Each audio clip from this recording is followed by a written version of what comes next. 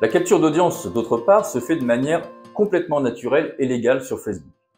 En effet, un abonné à votre page, c'est-à-dire quelqu'un qui est rentré volontairement sur votre page Facebook, je vous rappelle que un patient, à partir du moment où il est rentré dans votre page Facebook, il l'a fait volontairement. Il a rentré une adresse web sur un site internet où il a cliqué sur un lien. Donc, il a volontairement poussé la porte de la pharmacie. C'est devenu un client, un patient, certes virtuel, mais un patient quand même. Donc, ce n'est plus un prospect, mais bien un patient virtuel. Ce patient lit une publication sur votre page Facebook qu'il trouve intéressante.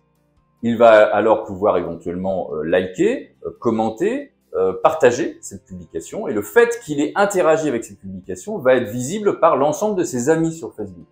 Ses amis vont donc pouvoir également lire cette publication et potentiellement la liker, s'y abonner, la partager également et à terme s'abonner à votre page Facebook. C'est de cette manière que vous allez récupérer de l'audience supplémentaire de manière complètement transparente et naturelle. On retrouve également sur Facebook ce que l'on appelle l'effet iceberg, c'est-à-dire que vous avez un nombre d'abonnés sur votre page, donc en moyenne on retrouve généralement nous sur des pages de pharmacie une moyenne de 250 abonnés par page, mais en fait vous touchez beaucoup plus de personnes que ça, donc c'est la face immergée de l'iceberg. Vous allez potentiellement toucher 3 à 4 fois plus de personnes que votre nombre d'abonnés, de par justement cet effet domino dont nous avons parlé. Voici un exemple atypique de ce qu'on appelle l'effet bouche à oreille sur les réseaux sociaux. La publication de cette pharmacie a été vue par plus de 45 000 personnes à une époque où il n'avait qu'une centaine d'abonnés à sa page. On gère cette page depuis 2015, c'était au tout début du lancement du service.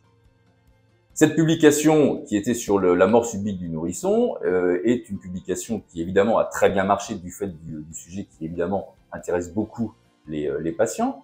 Mais cette publication a généré un buzz extrêmement fort pour une raison toute bête.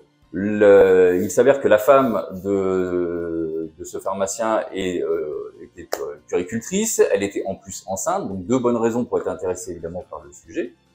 Et elle a partagé la publication de la pharmacie de son mari sur son profil personnel. Toutes ses amies puéricultrices ont fait de même et ont partagé la publication, et ça a en fait créé un nombre de partages extrêmement important, vous le voyez ici, plus de 300 partages, qui ont généré 45 000 vues, alors que la personne n'avait que 100 abonnés à sa page.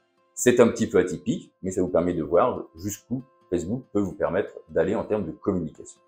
Et puis, dernière bonne raison pour mettre en place une page Facebook pour la pharmacie, c'est un formidable booster d'image pour votre pharmacie. Vous le voyez ici, tous les remerciements que les patients donnent sur les publications que l'on a pu poster au nom de la pharmacie sur la page sont adressés directement à la pharmacie. Quand nous publions sur une page, c'est toujours au nom de la pharmacie et c'est donc à elle que s'adressent tous ces remerciements.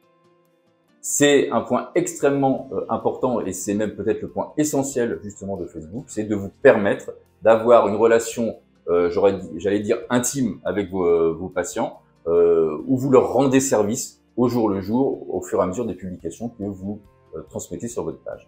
Voilà, donc c'est un formidable booster d'image pour votre pharmacie.